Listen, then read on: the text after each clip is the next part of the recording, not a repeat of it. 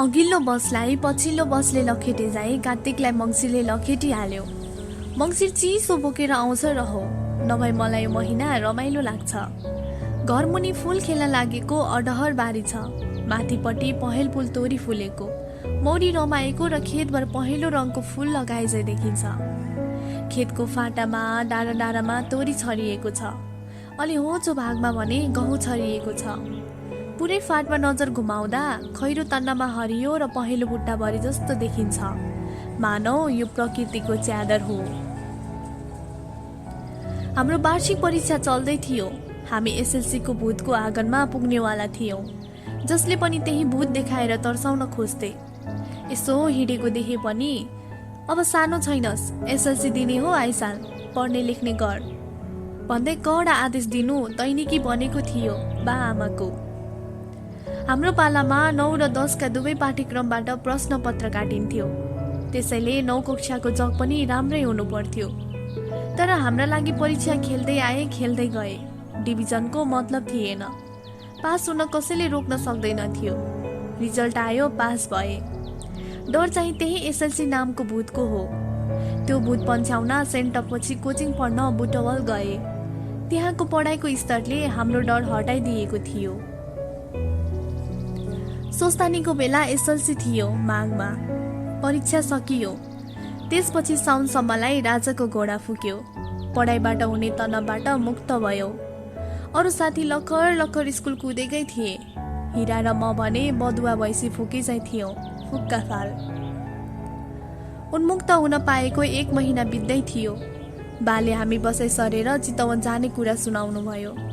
तर बाको उक्त निर्णयले मेरा सारा खुसीका रमाइला दिन पानीका फोका जस्तै क्षणभरमै फुटे। फागुनभित्रै सर्ने कुरा गर्नुभयो बाले। मलाई करेन्ट लागिँदै भयो। तर दाई दिदी सबै चितवन यहाँभन्दा रमाइलो छ, बाटो बिजुली छ आदि भन्दै जान हौसिएका थिए। उनीहरू हुरुक्कै थिए। मलाई भने किन बसेको ठाउँ छाड्न मनै लागेन, पिटिक्कै।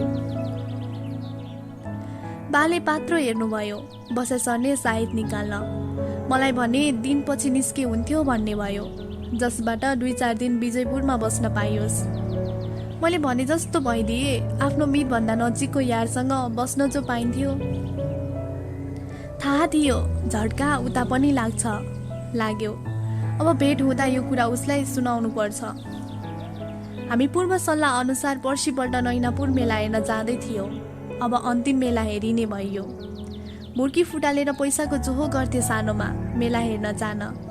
तर अहिले पैसा मागेर लैजान्छु। त्यही पर्सिको दिन साथीभाइसँग बिताएर त्यही दिन सबैसित बिदा लिनु पर्ला भन्ने सोचे। परिवारमा छलफल चलिरहेको थियो। म भने एक्लै हराइरहेको थिएँ। नभन्दै शिवरात्रिको 3 दिनपछि बसाइ सर्ने साहिद जुरेछ। शिवरात्रिको अर्को दिन सबै साथी जम्मा भएर मेला हेर्न गयौँ। कुरो मैले निकाल्नै परेन। गाउँभर हल्ला भइसकेको थियो। 1-2 घर बाहेक धेरैले हाम्रो गाउँ छोड्ने निर्णयलाई जाति मानेका थिएनन्। बसिरहेको ठाउँ पनि कति छोड्न सकेको होला भनेर गाउँलेका अनेकौं प्रश्न हामीमाथि तर्सिएका थिए। बिग्ला भन्ने थिएन, ख्यालख्यालमै ठट्टा गरेर खाने भए खाओ। यतिमा भनेको च्याप्पै पारे। कुरा समाते। हुन्न भन्नु भएन, बस्ने मन भएर होइन। ग्रहको बास उठायो भन्दै सबैलाई जवाफ दिनुहुन्थ्यो बाले। बाटोभरि साथीहरूले, ओइ बैमानी हामीलाई छाडेर जाने भयो होइन? नराम्रो ठाउँ हामी पै बसौला। राजीव दाई त सहरिया हुनुभयो। हामी गाउँलेसँग अब भेट हुँदा पनि बोल्नुहुन्न होला। छोडी जानेसँग के को फतफत गर्ने? अब हिरा दाई के गर्नुहुन्छ? कि सँगै जानुहुन्छ चितवन? यस्तै अनेक छेडछाड गरे साथीहरूले। मैले त्यसलाई स्वाभाविकै रूपमा लिएँ। माया भएर त यति कुरा आएका हुन्। म जाँदा खुसी हुने भए त मन पनि खुसी हुन्थे होला। यति धेरै वर्षसँगै हिँड्दा बस्दा खेल्दा कहिले लडिएन, झगडा गरिएन, तितो पिरो भएन। तर उनीहरूलाई यो पनि थाहा थियो म रहरले जान लागेको होइन। घर परिवारको निर्णय मान्नै पर्ने बाध्यताले हो। तैपनि मनमा लागेका कुरा सबै पोखे। मेला हेरियो, सर्कस हेरियो, पिङ खेलियो, मनमा लागेका कुरा किनियो, खाइयो। तर पोहोर जस्तो रमाइलो मेला यो साल भएन। मनै अँध्यारो भएपछि जगतै अँध्यारो। रमाइलो जति भाडमा गए। अरूले त मनको तितो बोके, तर हिरा केही पनि बोलेनन्। मलाई साथीहरूले जे भने पनि राम्रो लागेको थियो। हिराले पनि गुनासो पोखे हुन्थ्यो, गाली गरे पनि हुन्छ मायाको म चाहन्थे। अझै झगडा होस् मिठो बिछोडको, मनमा केही नरहोस्, नियतिले हामीलाई छुटाएको हो, यसमा कसैको दोष छैन। त्यही सोचेर मैले उनीतिर हेर्दै भने, तिमी किन बोल्दैनौ हिरा? माया मार्न सिकेको, उनले भने। मलाई पनि सिकाइदेऊ न माया मार्न। अस्ति भर्खर होइन सँगै बसौला भनेर कसम खाएको। मैले तोडेको होइन, बा आमा घर जग्गा बेचेर हिँडिदिनु भयो त म के गरौँ? तिमीहरू बरु 6 जना साथी छौ, म त एक्लो हुने भए नयाँ ठाउँमा। तिमीहरू सबैलाई परेको पिर तौलने हो भने म एक्लैलाई परेको छ। के गर्ने? तिमीलाई लाग्छ म जान पाएँ भनेर खुसी छु? हिराले फेरि भने, त्यही भएर त मैले गुनासो नगरेको। अब कसले कति सम्झिन्छ भविष्यले देखाउला। सम्झना भए माया भए हामी यति साथी छौँ। कहिलेकाहीँ आउँदै गरे, बिर्सन सकेछौ भने बिर्से। मेरो भन्नु यति हो, मसँग बोल्ने शब्द पनि छैन, मलाई बोल्ने मुड पनि छैन। गल्ती नगरेका मान्छेलाई गाली गर्न सकिन्छ र? समयले छुट्यायो। फेरि समयले भेट गराएछ र हामीमा माया अलिकति बचेको रहेछ भने त्यति बेलै कुरा गरौँला। राजे तिमीले मलाई बिर्सन कोसिस गरे, धेरै नजिक भए छुटिनुपर्छ भन्थे, हो रहेछ। उनले कुराको बिट मारे, मलाई अति भयो, बल्ल बल्ल यति भने, तिमीले बिर्सौला, मैले बिर्सन सक्दिनँ। बाँकी साथी चुपचाप थिए, हाम्रा कुराले उनीहरूलाई पनि छोयो होला। यति सारा कुरा हामीले मेलाबाट घर फर्किँदा गरेका थियौँ, जसले फाटो थाहा नपाई काटिएछ। घर नजिक आइसकेपछि 6 जोर आँखा जुदायो, मौन भएर, अनि इसारामै जाऊ है भन्दै आफ्नो आँगन कुल्च्यौ। प्यारो गाउँठाउँ र आफैले राखेको विजयपुर नाम छोड्ने दिन छुटिँदै थियो। साथीहरूलाई पनि जति भेट्यो उति नरमाइलो लाग्थ्यो। उनीहरू नै गाउँको अल्लो र पल्लो छेउ गर्थे। त्यस क्रममा हाम्रो घर पस्थे अनि कागती मिसिएको मलिन किच्चा हाँसो हाँस्थे। कहिले हो, पर्सि हो कि के हो, आफै उत्तर दिन्थे उनीहरू। उनीहरूको बाध्यताको अमिलो हाँसोको प्रत्युत्तर चुकै मिसिए जस्तो अमिलो किच्चा हाँसो मैले पनि छोड्थेँ। यसै बिचमा गाउँ छिमेकी पनि आउने जाने क्रम बाक्लिएको थियो। बाका आफ्नै साथी, आमाका आफ्नै, दाई दिदी सबैका आफ्ना उमेरका अनुसारका गफ गर्ने छिमेकी गाउँले थिए। सम्पर्क विच्छेदको खल्लोपन सबैलाई थोरै थोरै थियो।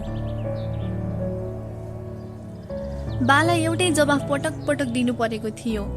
एउटालाई बसाइ सर्नुको कारणबारे स्पष्टीकरण दिएर चिया खुवाएर पठाउनुहुन्थ्यो, फेरि अर्को टुप्लुक्क आइपुग्थ्यो, त्यही कुरा फेरि दोहोऱ्याउनुहुन्थ्यो। घरमा बसाइ सर्नुको कारण भने काम बा र चिया पकाउने काम आमाको भयो। इष्टमित्र भेट्न आउँदा झिजो मान्नु पनि भएन, त्यसमा पनि आफूले छोडेर गइँदैछ। नचाहँदै त्यो दिन आइपुग्यो, टुप्लुक्क। हुन त त्यो दिनलाई मैले मात्र नचाहेको हो, परिवारका अन्य सदस्यले भने प्रतीक्षा गरेर बसेको दिन थियो त्यो। सामान बाँधबुत पार्न, भारी कस्न र लोड गर्न 5 जना मान्छे आइसकेका थिए। गाई भैँसी, रारा पाडी बाख्रा बिके बेच्ने र नभए फेरि व्यवस्था मिलाउने कुरो भयो। घर किन्नेले नै लिए, अन्य बाँकी पनि बिके बेच्नुहोस्, नबिके मैले नै ल्याइदिउँला भने उनले। बसाइ सर्न पुरानो हाफ डाल सहितको ट्रक आयो। कतै बाटोमा दमले थला पर्ला जस्तो उसको भौतिक अवस्था थियो। गाडी आँगनमा आएपछि मान्छेहरू जम्मा भए। एउटै बोलेर हुने ठाउँमा दर्जनौं खलासी भए। यही रोकौ, यता घुमाऊ, यता ब्याग गरौ, हुन्न अघि लैजानुपर्छ। किन मिल्दैन? देख्नु होला मिलेछ त के बाजी ठोक्ने? जस्ता थरी थरीका कुरा एकाएक वारेर आए। तर एउटाले भने किन हल्ला गर्छौ? जे गर्ने ड्राइभरले गर्छन्, थपक्कै हेरौ न, भर्खरै थाहा हुने कुरा पनि, भनेर शान्त हुने बाटो खोलिदिए। हल्ला केही कम भयो। ट्रक रोकिएपछि ड्राइभर सिटबाट सेताम्मे कपाल भएका, पावनदार चस्मा, कालो स्टोकोटभित्र निलो कमिज र बाक्ला चप्पल लगाएका बुढा झरे। मैले सोचे ड्राइभर कति बेला झर्लान् भनेर। अरूले पनि त्यही सोचेका रहेछन्। बाले सोध्नुभयो, ड्राइभर साहब खै त? बुढाले कुकुर दाँत नभएको थोत्रो मुख देखाएर भने, मै त उम्नी ड्राइभर, पत्याउनु भएन कि क्या हो? हेरे जतिका सबै फिस्सा हाँस्न थाले। खिटका रोक्न नसक्नेहरू गोठतिर दौडिए। मैले ड्राइभर र ट्रकलाई एक फन्का लगाएर हेरेँ। कठै बरा बुढेसकालमा पनि भारी बोक्दै रहेछन्। उनलाई देख्दा लाग्यो 84 गर्ने बेला भएको छ। ट्रकको टायरको चोक्टा उडेको थियो। सतीदेवीको अङ्गपतन भए चाहिँ। नम्बर प्लेट एउटा तारमा तुर्लुङ्ग छ। आत्महत्या गर्न खोजे चाहिँ। साइलेन्सर लत्रिएर भुइँ छोला जस्तो छ। ड्राइभरको देब्रेतिरको ढोकाले ठाउँ छोडेको छ। झर्ला भन्ने डरले होला ट्युबले बाँधिएको छ। यो ट्रक र ड्राइभर बाको गठबन्धनले हामीलाई सकुशल चितवन पुर्याउला भन्नेमा विश्वस्त हुन सकिएन। जति दही खाए पनि, जति शाही धेरै पनि। तर उता ड्राइभर बाले भने स्पष्टीकरण दिँदै थिए, कपाल पुरै फुलेर हो, उमेर त भर्खरै 60मा टेके। यो दाँत पनि बुढो भएर झरेको होइन। सीमा खाने एउटा मूर्खाले हानेर झारिदिएको हो। उसको कुकुर खिचेर मारिदियो भनेर। उसका डाम्ना छाडा छोड्छन् ड्राइभरलाई दोष। पेसा त गतिलो होइन दाई। सिकिहाल्यो, गर्नै पर्यो। काम गरेर खाँदा सानो भइन्न। कसैले नचलाए त कसरी काम चल्छ? बाले ड्राइभर बालाई सान्त्वना दिन खोज्नुभयो। एक अम्खाना पानी किर्लिक्क किर्लिक्क पारेर सिद्धाएपछि पछाडि हेर्नुहोस् है भन्दै ड्राइभर बा सिटमा बसे। घ्यार घ्यार तेस्रो चोटिमा बल्ल बल्ल इट्टा भट्टाको कोइलाको धुवा जस्तो मुस्लो फाल्दै ट्रक स्टार्ट भयो। 4-5 चोटि अघि पछि गरेपछि ट्रकलाई आएतिरै फर्काए बुढाले। ल अब कोही ट्रकमा चढौ, कोही पुग्न दियो। बाले त्यहाँ उभिएकालाई आदेश दिनुभयो। आजका लागि भर्ती भएका रिक्रुटहरूले आदेश तालमेल गरे। सानातिना सामान पुग्न दिनेमा मेरा स्कुलले साथी र बाख्रे स्टाफ सबै थिए। मान्छेको अभाव भएन। आमाले यो पनि चाहिन्छ, त्यो पनि चाहिन्छ, नयाँ ठाउँमा गएर के गर्ने, कहाँ खोज्न जाने भन्नुभयो। बाले भने मुख्य मुख्य कुरा नछुटोस्, सानातिना छाडिदियो भन्ने आशय व्यक्त गर्नुभयो। ट्रक लोड गरिन्जेल रमाइलो जस्तो भएको थियो। ठाउँ छोड्ने कुरा पनि बिर्सिए जस्तो लागेको थियो। 2 घण्टाको घम्सा घम्सीपछि मेरो प्यारो घरलाई छाडियो। विजयपुरमा खाइने अन्तिम चिया पाक्दै थियो। बाले दाइलाई आदेश दिनुभयो, 1 हप्ता जति यही बसेर गाई बस्तुको स्याहार गर्नु। त्यसपछि हामी चढ्यो बुढो ट्रकमा। सबैको घाँटीमा चिया ओह्रालो लागेपछि बा, आमा, दिदी सबै क्याबिनमा खादिए। म चाहिँ अटाइन। लोड गर्नेवाला दाइ पनि पछाडि ढालमा बस्ने भए। मलाई साथी भए। सबैले बिदाईमा अँध्यारो मुख लगाएका थिए। त्यसैमाथि हाम्रो 84 वाहनले कालो मुस्लो धुवा ओकलिदियो। सबैले हातले धुवा पन्छाउन खोज्दै ख्याक र खुक्क गर्न थाले। धुवा नआउनेतिर बसेकाहरू भने हाँस्न थाले। बा फेरि अन्तिम बिदाईका लागि झर्नुभयो र भन्नुभयो, ल त राम्रोसँग बस्नु होला। हुन्छ, हामी त बस्छौँ, तपाईहरू पनि राम्रोसँग जानु होला। कहिलेकाहीँ आउँदै गर्नुहोला। छिमेकी तथा गाउँलेहरूले एक सुर गरे। ट्रक बिस्तारै गुड्न थाल्यो। म ट्रकमा चढेकै थिइनँ। ट्रकको पछि पछि साथीहरूसँग हिँड्दै आइयो। मेरा केही साथी र छिमेकी पनि पछि पछि आइरहेका थिए, गाउँलीको छेउसम्म। ट्रकको यति गति सुस्त थियो, बसौटी बुढाबुढी पनि झुन्डिँदै झर्दै भुइँमा तुर्क्याउँदै फेरि भेट्टाएर झुन्डिन सक्थे। गाडी हिँड्दा फागुनको धुलोले पनि भुइँ छोड्न पाएन। गाउँ कटिसकेपछि ड्राइभरले कुयुँ गर्दै ब्रेक लगाए। उनले सबैलाई चढ्न आग्रह गरे। मैले साथीहरूलाई असारमा आउँछु है भन्दै हात मिलाए। तर हिरा चाहिँ मुर्गियासम्म जान्छु भन्दै ट्रकमा चढे। प्रदीपले साइकल ल्याएर आएका थिए। उनी पनि साइकल चलाउँदै पछि पछि हिँडे। अरू साथीहरू त्यहीबाट फर्किए। हाम्रो वाहनले साइकल गति समात्यो। त्योभन्दा तीव्र गति लिन बाटोले पनि साथ दिँदैन थियो। खाल्टा खुल्टी र साँघुरो बाटो। त्यसमाथि बाटोभरि गाई गोरुको बथान हुन्थे। आधा घण्टाको यात्रापछि मुर्गिया आइयो। पिच बाटो आयो। मैले गाडी रोक्न लगाए। हिरा झरे। प्रदीप पनि सँगसँगै थिए। असारमा एसएलसीको रिजल्ट आउँछ, सकेसम्म एकै ठाउँ पढौला भन्दै साथीसँग अन्तिम बिदाईको हात मिलाए। बा अबेला हुन्छ है भन्दै कराइराख्नु भएको थियो। मन नलगाई ट्रकको ढालमा चढेर बाई बाई गरे। मेरो एउटा हातको साटो 2वटा हात बिदाई गरे। बुढो भए पनि पिच पाएपछि त ट्रकले फुर्ती देखायो। बिस्तारै बिदाईमा हल्लाइरहेका 2 हात हल्लाउँदै गए। मैले हात तल झारे। नपत्याउने खोलाले बगाउँछ भने चाहिँ हामीलाई बोकेको ट्रकले 4.5 घण्टा वायुमण्डलमा प्रदूषण थपेपछि सकुशल चितवनको मङ्गलपुर ल्याइपुर्यो। हाम्रो डर र सङ्ख्या व्यर्थ साबित गरिदिए गुरुजीले। पाको मान्छेको पाको काम राम्रैसँग ल्याइपुर्याउनु भयो। धन्यवाद छ है। बाले ड्राइभर बालाई फुर्काइदिनु भयो। मेरो तललाई ट्रकले बोकेर चितवन ल्यायो, तर मन भने हिराले नै लगेछन्। विजयपुर भन्दा नयाँ बस्तीको भौगोलिक अवस्था त राम्रो थियो, तर मनले त्यसलाई स्वीकार्न सकेन। बैरागी मन लिएर खुरु ट्रकबाट सामान अनलोड गर्नतिर लागे। माटोको टायलले छाएको एउटा पुरानो घर रहेछ। यही नै हाम्रो घर भो रहेछ। साथमा खरले छाएको गोठ पनि थियो, भैँसी बिनाको। सबैभन्दा पहिला रासन पानी र भाडा झारेर आमा र दिदीहरू पकाउने तर्खरमा लाग्नुभयो। सामान ओह्राले दिइसक्दा पनि खाना पाकिसकेको थियो। नयाँ ठाउँको नयाँ पानी खाँदै थियो। खाना खाइसकेपछि काममा सघाउन आएका रिकुटहरू र गुरुजीलाई बाले दक्षिणा दिएर बिदा गरिदिनु भयो। एक मुस्लो कालो धुवा हामीलाई उपहार दिँदै बुढा गुरुजी र ट्रक ओझेल भए। हामीलाई आएको देखेर ओल्तिर पल्तिरका मानिस झुम्मिएका थिए। विजयपुर पूर्व पश्चिम लम्पसार परेको थियो। यो गाउँ त उत्तर दक्षिण तमन्न परेर सुतेको रहेछ। पातला घर, तर गाउँ भने ठुलो रहेछ। म पनि लखर एक्लै परसम्म पुगे, तर जहाँ गए पनि सबै नचिनेका अनुहार मात्र देखा पर्थे। आफ्नै उमेर समूहका कोही केटा छन् कि भनेर हेरे, तर कसैलाई भेटिन। साँझ पर्न लागेको थियो। घर फर्किए। आमाले लालटिन पुछ्न भन्दै हुनुहुन्थ्यो। घरको निरीक्षण गर्दा 3वटा बल्ब झुन्डिएको देखे। स्विच थिचेको झलल्ल बत्तीले आउनुको सार्थकता गरायो। सबै खुसी भयो। नयाँ छिमेकीहरूले पहाड घरबारे सोधेर कुराको पोयो खोल्न थाले।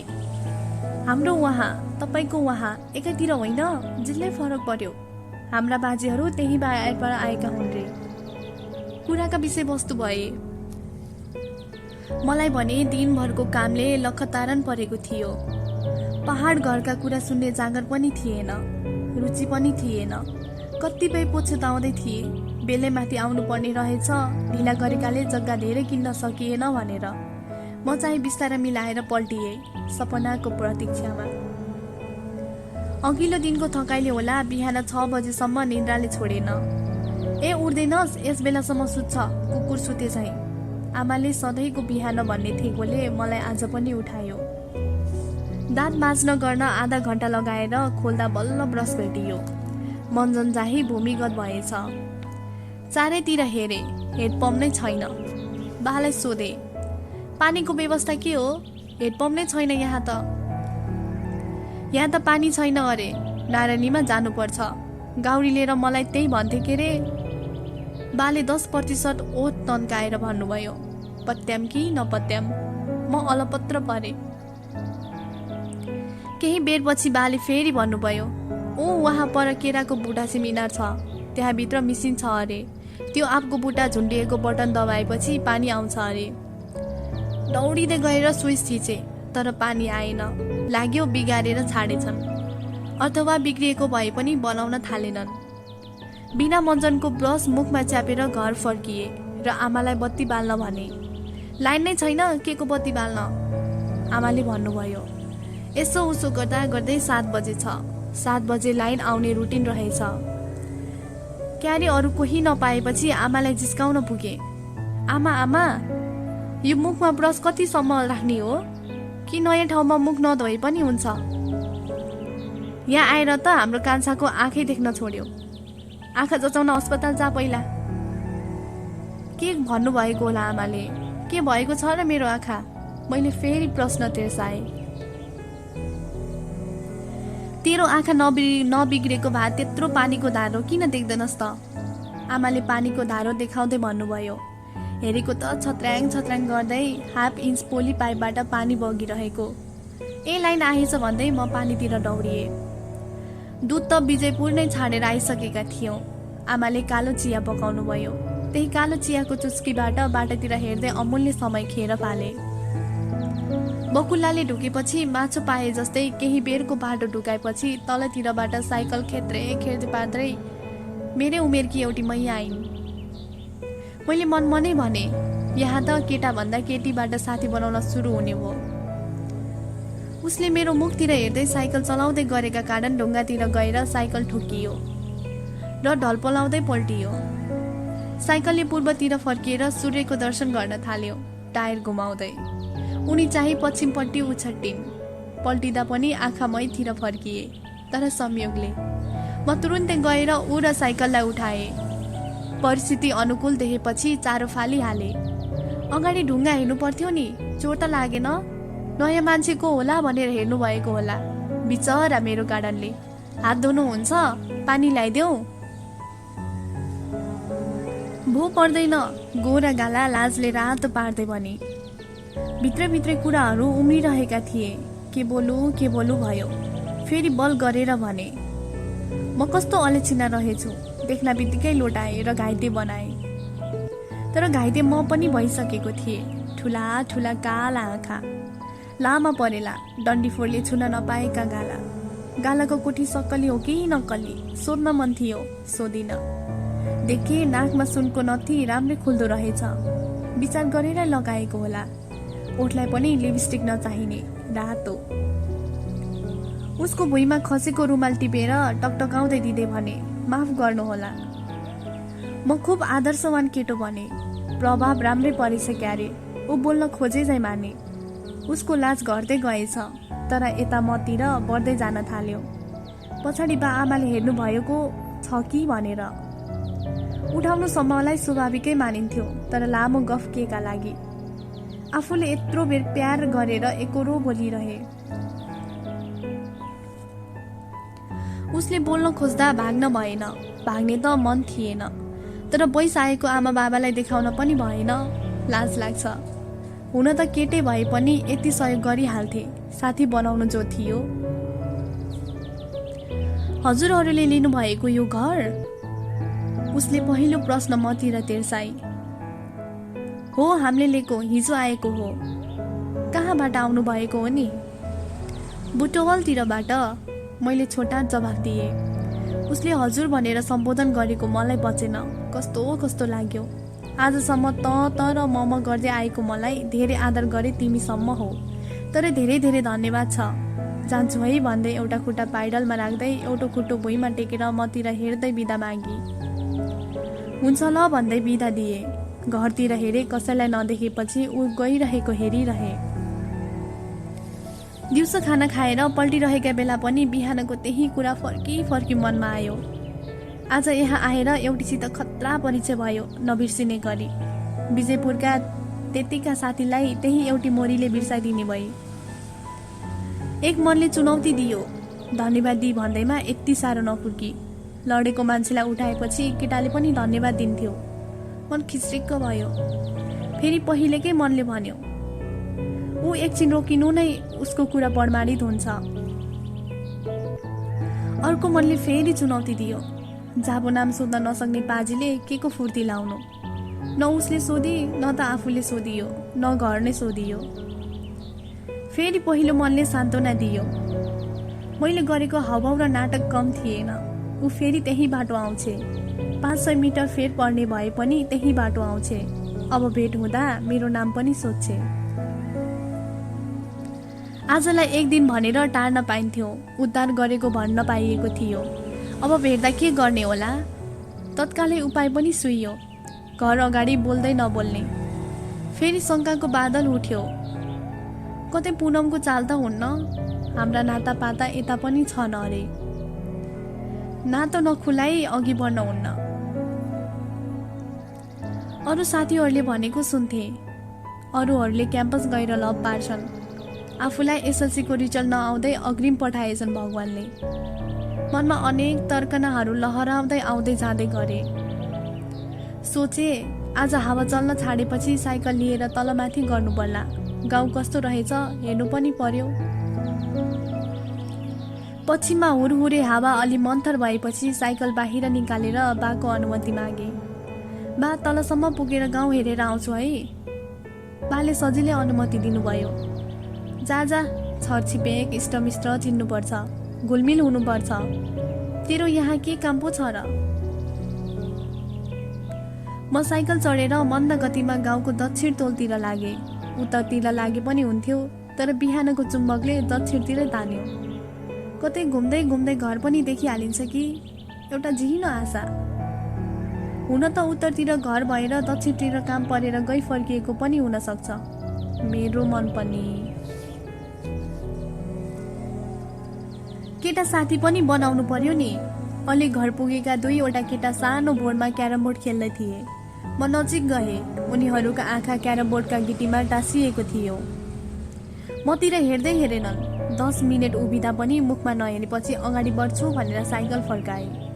फर्किएको देखेपछि बल्ल एउटाले सोध्यो, कसलाई खोज्नु भएको दाइ?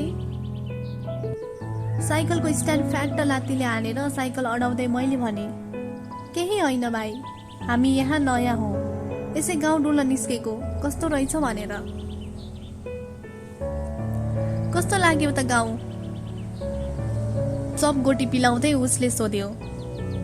गाउँ राम्रै रहेछ, तर साथीहरू नचिन्दासम्म एक्लै जस्तो भइएछ। रुमालले नआएको पसिना पुस्दै मैले भने। अर्काले फेरि किविन पिलाएर सोध्यो, शेखरको घर किनेको तपाईहरूले हो? हो भाइ, भाइहरूले कतिमा पढ्छौ? उसले 9मा, मैले 8मा। सबै गोटी बोर्डको बिचमा राख्दै एउटाले भन्यो, दाइ पिर नमान्नुहोस्, हामी छौँ, तपाईँको घर पनि हामीलाई थाहा भयो, अरू साथीहरूलाई चिनाइदिम्ला। ऊ बोल्न लागेको थियो। घरभित्रबाट महिला आवाज सुनियो, ए रमेश, तिमीहरूको अरू काम छैन? दिनभरि खेलेर बसौ। विमल बोर्ड उठा, आमा कराउनु भयो, रमेशले भन्यो। ल भाइ, भोलि भेटौँला भन्दै म पनि घरतिर फर्किएँ। वसन्त ऋतुको समय। शिशिरले पात निखारेका रुखहरूका पालुवा पलाएर हल्का छाया दिने हुन लागेका छन्। आरु, कटहर र आँप फुलेर प्रकृतिमा सौन्दर्य थपिएको छ। मगमग बास्ना पनि आएको छ। तर यही मौसममा आगो लागेर हुर्कनै लागेका बिरुवा र पोथ्रा पोथ्री सबै खरानी हुन सक्छन्। यस्तो भयो भने भर्खरै पलाएका पालुवाहरू पनि पहिलो वसन्त भोग्न नपाउँदै खरानी हुन सक्छन्। तर धरती हरियाली होस् कि उजाड, मलाई केही फरक थिएन। मेरो जीवनमा वसन्त ऋतु आए जस्तो भएको थियो। मन रोमाञ्चित थियो। यौवनको पहिलो झड्काले हिर्काएको थियो। कता कता रम रम करेन्ट लागिरहेको जस्तो भएको थियो। गोठ खाली थियो। न भैँसीले आइ गर्थ्यो न त गाईले बानै। त्यसै गरी बाख्राले म्या म्या गरेर खोर थर्काउने अवस्था पनि थिएन। म जोकर फाल्तु थिएँ। काम केही थिएन। खाली दिमाग शैतानको घर भने चाहिँ मेरो मनमा अरू कुराले प्रवेश पाएको थिएन। मौका पायो कि आँखा बाटोतिर ओछ्याइ हाल्थे। 3 दिन भयो, तर पूर्ण दर्शन पाइन। मोरीको काम पनि हुनु पर्यो। कामको निहु नपाई लोग्ने मान्छे त हिँडिन्न, त्यो त झन् केटी परी। आज हावाले छुट्टी लिएछ कि कुनै चलेको थिएन। 4 बजेतिर निस्किए गाउँ डुल्न।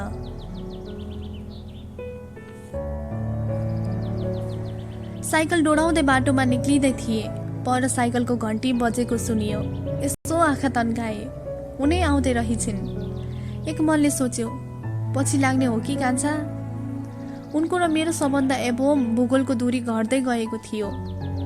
मेरो पनि काम छ भन्दै पछि लागौ कि भन्ने मैले मनले सोचे। तर यति सोच्दा सोच्दै अर्को मनले झपारिहाल्यो, होइन, यति उताउलो हुनुहुन्न। ज्यान पो यहाँ छ। आँखाले अघि नै गएर भेट गरिसक्यो। मिनेटमै ऊ पनि म नजिक आइपुगे। आज ऊ गाजर लगाएर आएकी रहेछ। त्यसै राम्री थिए। किन लगाउनु पर्यो होला, मेरो मनले भन्यो। मेरो अघि आई टाउको झुकाए अनि मिठो हाँसो छोड्दै भने, नमस्ते, सन्चै हुनुहुन्छ? हजुर सन्चै छु, तपाईँ नि? म पनि सन्चै छु। के बोलौ भएको थियो। उसले साइकल अघि बढाइहाले। मेरो लागि गति कम त थियो। साइकलको ब्रेक चाहिँ लागेन। मेरो दक्षिणतिर फर्किएको टाउको उसलाई हेर्दा हेर्दै उत्तरतिर फर्किएछ। सूर्यमुखी फूल झैँ जता घाम पर्यो उतै फर्किए झैँ। आमाले देख्नु भएछ, सोधिहाल्नु भयो। के भाउ कान्छा, किन उभिस? लाज लाग्यो आमाले देख्नु भएछ कि भनेर। केही होइन आमा भन्दै साइकल कुदाए तलतिर। झन् अस्ति आउँदा देखेका रमेश र विमल पनि आज देखिएनन्। साइकल अगाडि बढाइरहे। अलि पर पुगेपछि कसैले रोपेको बर पिपल रहेछ।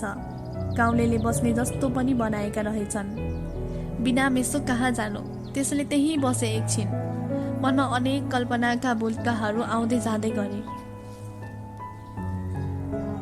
आँखा भने बाटैमा बिछाएको थिए, गिट्टी बिछाए जाइ। नसोचेको भयो, मुटु डुकडुक फुल्यो। यतै रहेछ क्यारे घर। रातो रिबनको फुल फरफराउँदै आउँदैछ। के गर्ने होला, बाटो ढुकेर बसे जस्तो हुने भयो। मैले मेसो पाइनँ। साइकलको चेन फुकालेर बनाउन खोजे चाहिँ गरेँ। लाज पचाउन गम्भीर बन्न, गतिलो केटो बन्न। घुम्टो पर्दा नदेख्ली भनेर हातमा चेन समातेर बाटातिर हेरे। साइकलले बाटो छाडेर मतिर मोडियो अनि नजिकै आएर ब्रेक लाग्यो। अघि नलागेको ब्रेक अहिले लाग्यो। मनभित्र प्रश्नले लाइन लाएर बसेका थिए। कहाँ गएर आउनुभयो? मैले उछिन्ने बोल्नलाई। त्यही पर पसलमा। सामान खोइ त, आएको रहेनछ, फेरि जानुपर्ने भयो। हजुर यहाँ किन आउनु भएको? कामकाज केही छैन, यतिकै गाउँ डुलेको। भर्खरै आएको हो। गाउँ कस्तो रहेछ भनेर हिँडेको। तपाईँको घर पनि यतै हो? अझ तलतिर पर्छ। कतिमा पढ्नुहुन्छ नि? परीक्षा दिएर बसेको। एसएलसी हो? हजुर। हजुरले नि? मेरो पनि त्यही हो। एउटा कुरा सोधौँ है? मैले अप्ठ्यारो माने गरी भने। के होला? हुन्छ सोध्नु न। उसले ठुलो आँखालाई अझै ठुलो पार्दै भने। तपाईँको शुभ नाम के होला नि? सङ्गम। ए जस्तो मान्छे त्यस्तै नाम। नराम्रो भयो? उसले कुरा लब्भाउन चाहे। होइन होइन, राम्रो छ नि। राम्री मान्छेको राम्रै नाम। सङ्गम मात्रै? पछाडि पनि त होला नि। सङ्गम खनाल। उसले थर जोडी। अनि हजुरको? राजीव। हजुरको पनि थर त होला नि। गालामा डिम्पल पार्दै हाँसी पनि ऊ। राजीव अधिकारी। साइकल बिग्रियो? हाम्रो घर छेउमा साइकल दोकान छ। ए चेम फुस्किरहन्छ, अरू त केही भएको छैन। मैले ढाँटे। हुन्छ म जान्छु है। उसले बिदा माग्न खोजे। हुन्छ, साइकल बनाउनु पर्यो भने तपाईँको घर पनि देखाउँला। मेरो हातमा कालो लागेको देखेर होला उसले सुझाए। ऊ त्यहाँ धारो छ हात धुनलाई। धन्यवाद। सट्टामा उसले आजलाई अन्तिम पटक मिठो हाँसो उपहार दिए र साइकल कुदाए। मैले भने एक टकले हेरिरहे। रातो रिबन फरफराउँदै टाढा टाढा हुँदै गई अनि अलप भई। मन चङ्गा भयो। ठुलै उपलब्धि हासिल गरे झै भयो। मैले उसको नाम जप्न पनि पाएँ, सङ्गम। एउटा निश्चितताको खुसी लिएर घर फर्किए। मन नियन्त्रण गर्न सकिएन भने साइकल पसल खोज्दै गए भयो। केटा साथी खोज्दै हिँडेका मान्छेलाई आफ्नै घर अगाडि केटी साथी भेटी। केटाहरू भेटिए भेट्यो, नभेटे नभेट्युन्। कुनै पिर छैन यो ज्यानलाई अब। अति सुख वा अति दुःखमा मिल्ने साथी चाहिँदो रहेछ। मलाई आजसम्मको केही कुरा पनि बाँड्न नपाउँदा पुराना साथीहरूको अभाव खड्किएको थियो। विशेष गरी मिल्ने साथी हिराको सम्झना आइरह्यो। आजको कुरा सुनाउँदा कति कति दङ्ग पर्थे होलान् साथीहरू। मनले कुरा खेलाउँदै खुट्टाले पाइडल चलाउँदै कति छिटो घर आइपुगेछु, पत्तै भएन। लाग्यो आज जति लामो बाटो भए पनि सजिलै काट्थे। घर आएर गोठको टाटनमा साइकल अडाएर चाबी लगाइदिए। आमाबा पालीमा बसेर गफ गर्दै हुनुहुन्थ्यो। दिदीहरूले भान्साको काम गर्दै थिए। त कहाँ जान्छस् दिनदिनै? आमाले केरकार गर्न खोज्नुभयो। रिजल्ट नआउन्जेल मेरो के काम छ र? कस्तो गाउँमा आइएछ हेर्न हिँडेको नि। बाटा बाटा हिँड्छस् कि घरतिर पसेर चिन्जानी पनि गर्छस्? बाले सोध्नुभयो। कसका घरभित्र पस्ने हो र? कोही बाहिर देखिन्नन्, बाले भने। तत्कालै मनमा आएको थियो, तर भन्न नहुने भएपछि मनमनै गुनगुनाए। बुहारी बनाउने जस्तै भेटेपछि अरू किन चाहियो र? भात खाने बेलामा सानी दिदीले लक काटिन्। त खुब खुसी भए जस्तो गरी फिस्सा फिस्सा हाँसस्। अनुहार पनि उज्यालो छ। घाममा डुल्दा पनि। कुरो के हो? गोरो मान्छे उजेलै त हुन्छ नि, तपाईँलाई चाहिँ फेयर एन्ड लभली लाउनु पर्दैन। अझ खुब जानेछस्, थाहा छ कि मलाई पनि अलिअलि। अस्ति त्यही साइकल उठाएको देखेर होला के रे, त्यो त जस्तो मान्छे पल्टेको भए पनि उठाउन पर्थ्यो नि। दिदीले फेरि छेड हालिन्। बुढा मान्छे बादेखि सुस्त हिँडेर जान्थिस् होला, राम्री केटी देखेपछि त दगुरेर गयो केटो। मान्छेलाई त उठाइस्, साइकल पनि उठाइदिस्। रुमाललाई चोट लागेको थियो र रुमाल पनि धुलो झार्दै दिएको के बा। अर्को ब्याङ्ग बातिर फर्काएर भनिन्। म लाजले पानी भए। बा तत्कालै निर्देशन दिनुभयो, यताउता ध्यान नदे, पढ्नुपर्छ, पढाइ बिगार्लास्, एसएलसी पास भइस् भने अलि वर्ष अझै पढ्नु पर्ला नि। उमेर त्यस्तै हो, अरूले गाली गरेर छेकेर हुँदैन। आफ्नै ज्ञानले के गर्दा हुन्छ सोच्नुपर्छ। आफैले आफैलाई लगाउनु पर्छ। अब त सानो छैनस्। पहिला कति पिटाइ खाइस् मेरो हातको, त्यति ठुलो भइस् भनेर पनि हात लाउन छोडिदिए। यस बेला मान्छे अन्धो हुन्छ, अन्धो भए पनि भित्री आँखाले हेर्न, राम्रो नराम्रो छुट्याउन सक्यो भने त्यो मान्छे बिग्रिन्न। खानदानको इज्जत यसलाई थाहा छ, दायाँ बायाँ गर्दैन। बाले मिठे मुखले राम्रै जरिन्जेल जेलिदिनु भयो। लाजको पानीले रूपै भिजायो। रुचेको बिरालो भए जस्तो बिस्तारामा गएर पल्टिए। अब के गर्ने होला?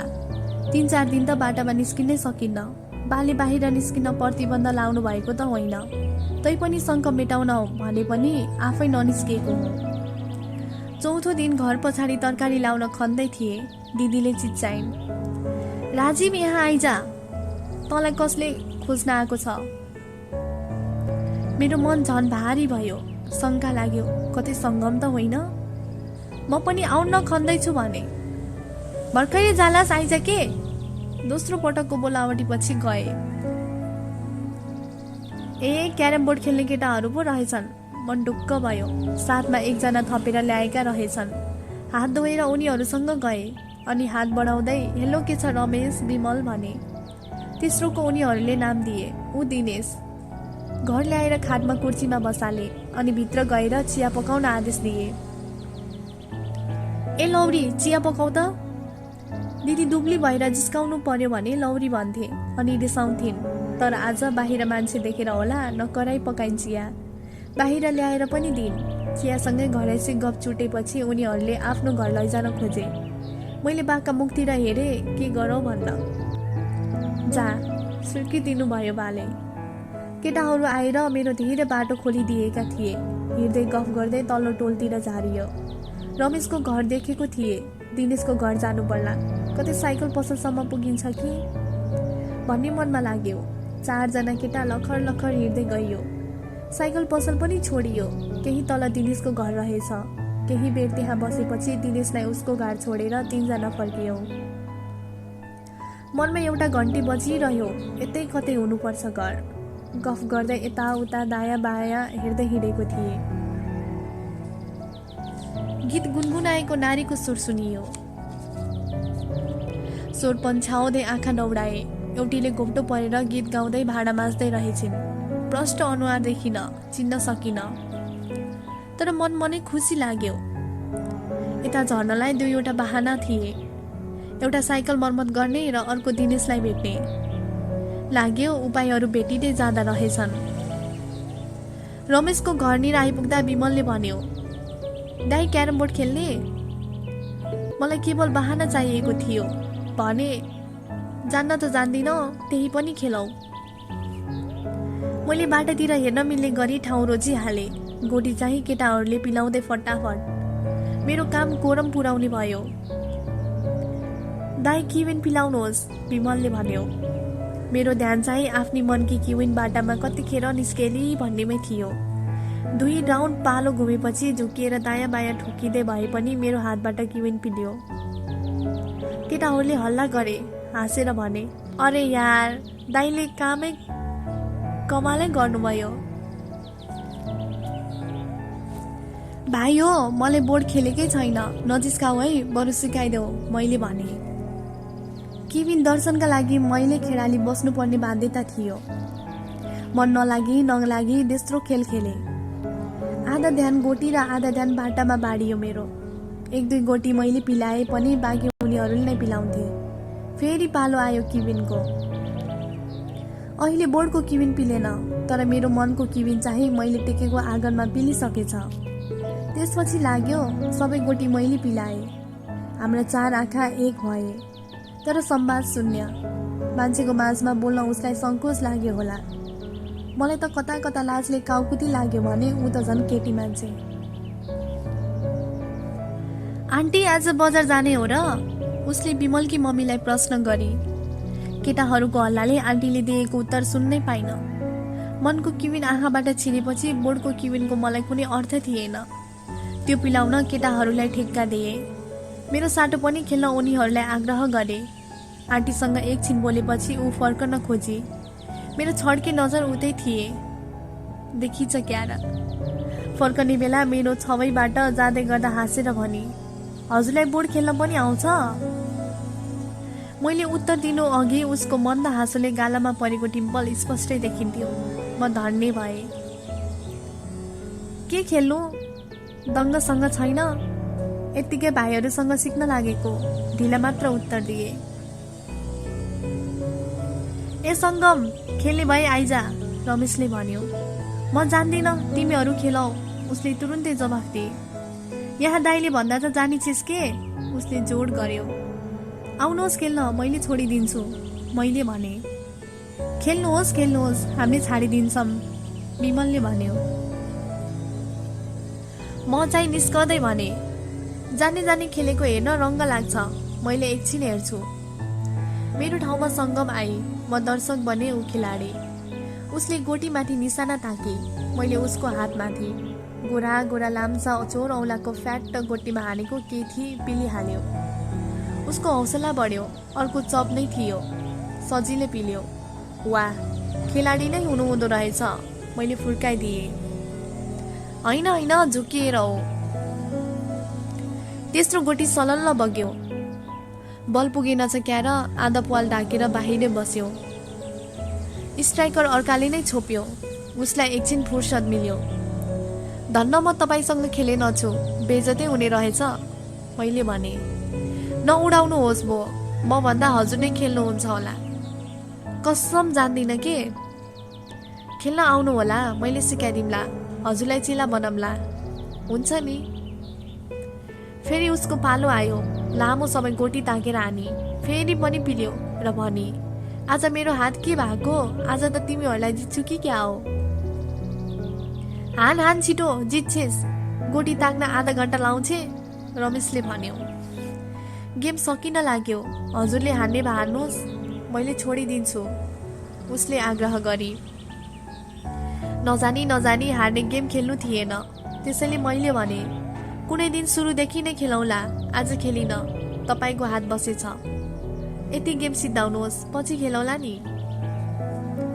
उसले तल्लो ओठ टोक्दै हुन्छ भन्ने अर्थमा टाउको हल्लाइ। अन्तिम गोटी फेरि 2-3 राउन्ड हुँदा पनि कसैले पिलाएनन्। उठ्ने बेलामा भएर होला मन परी हानिरहेका थिए।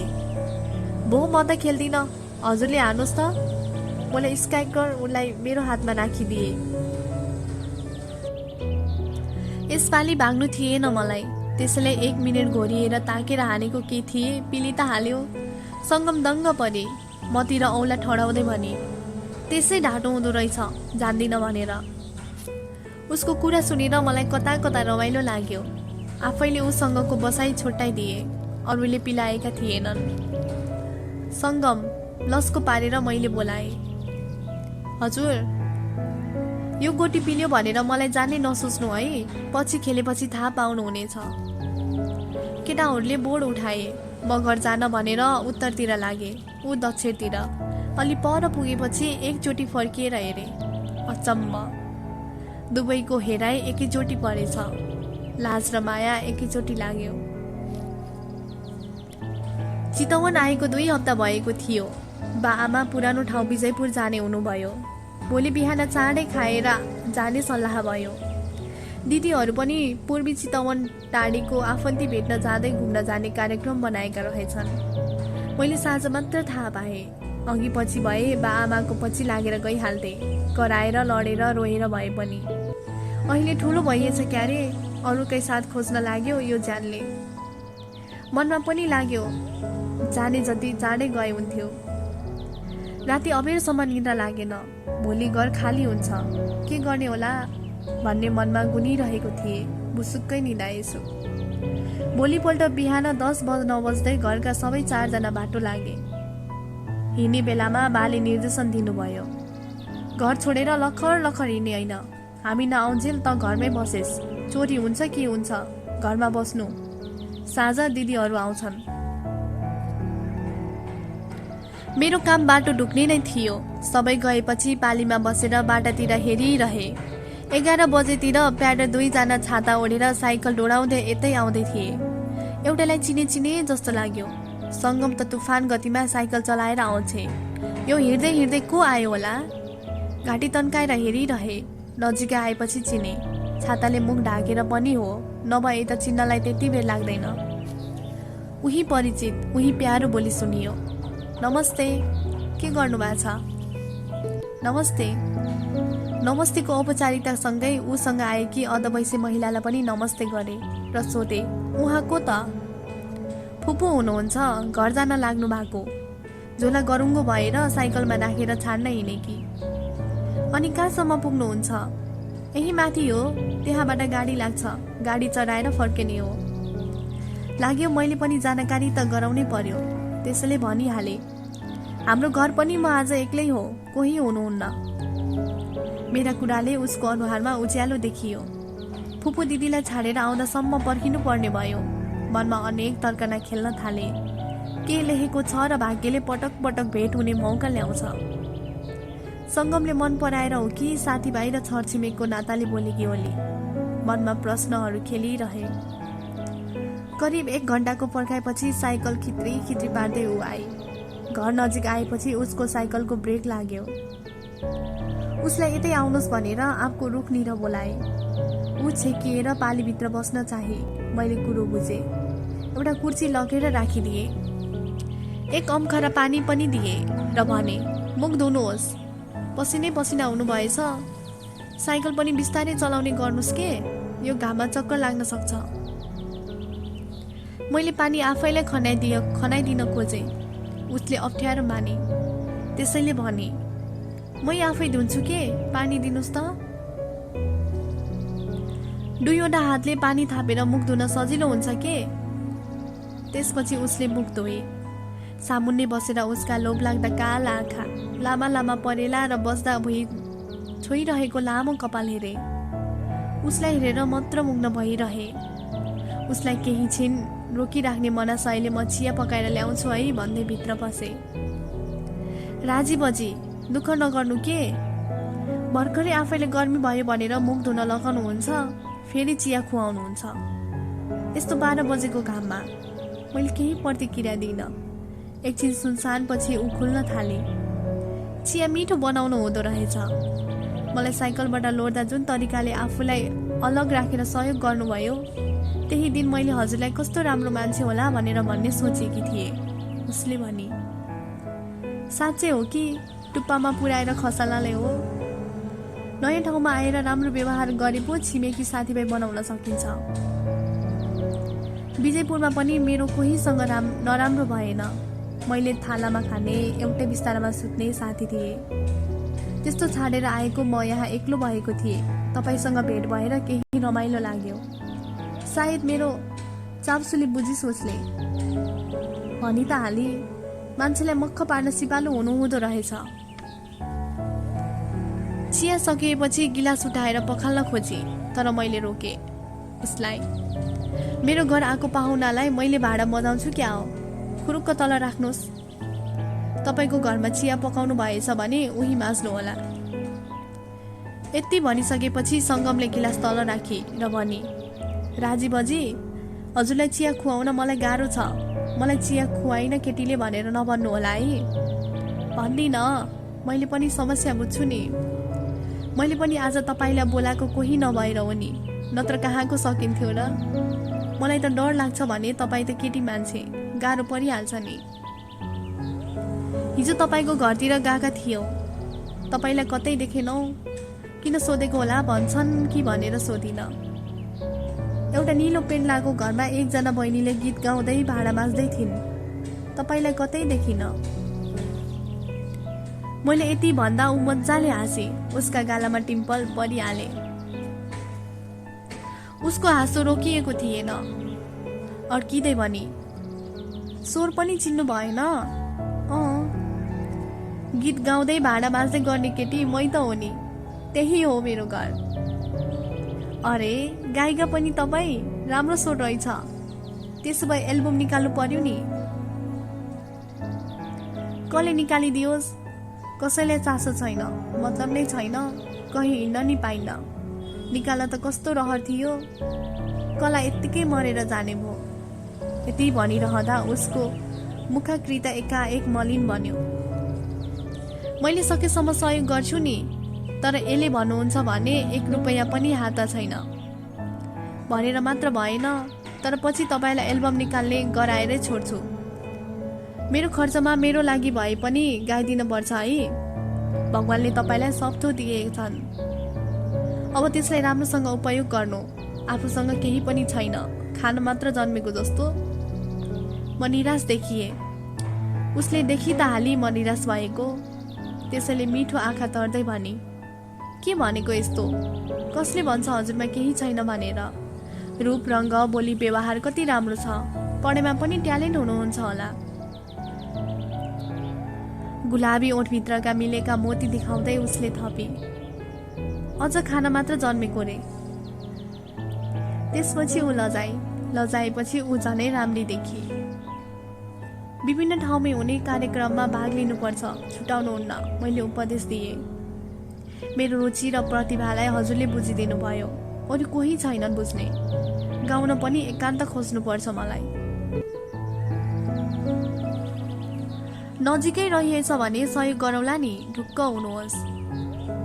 मैले यसो भनिरहँदा ऊ कति माया लाग्दी देखिएकी थिए। मनले फेरि भन्यो, ममा पनि के कमी कमजोरी छ र उसको मन नपराउनुमा।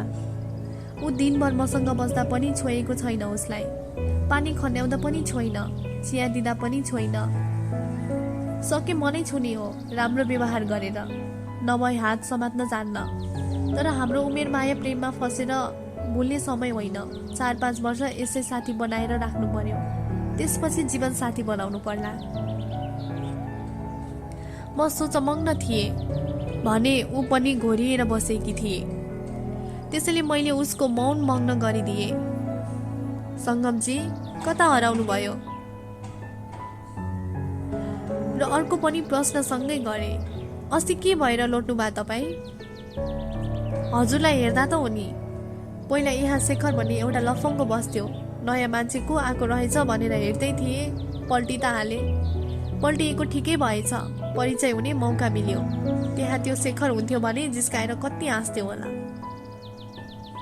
ऊ रोकिन्, बोलिरही।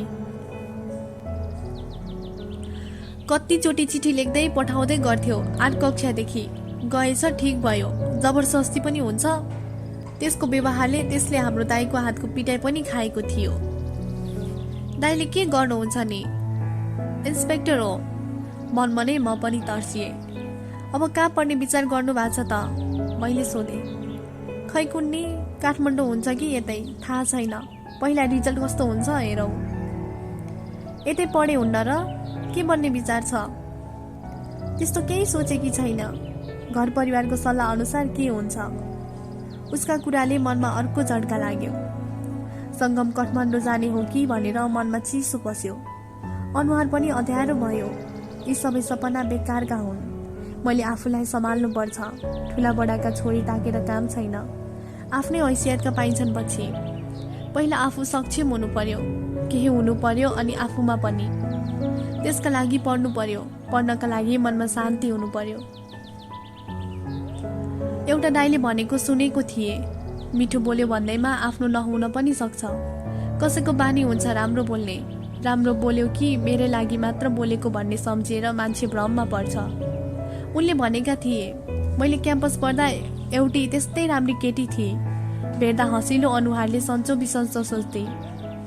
पढेबारे सोध्थे। यो क्रम महिनौँ चलेपछि एक दिन 4-5 साथीबीच गफ गर्दा सबैले एउटी केटीले आफूलाई मन पराउन थालेको कुरा गरे।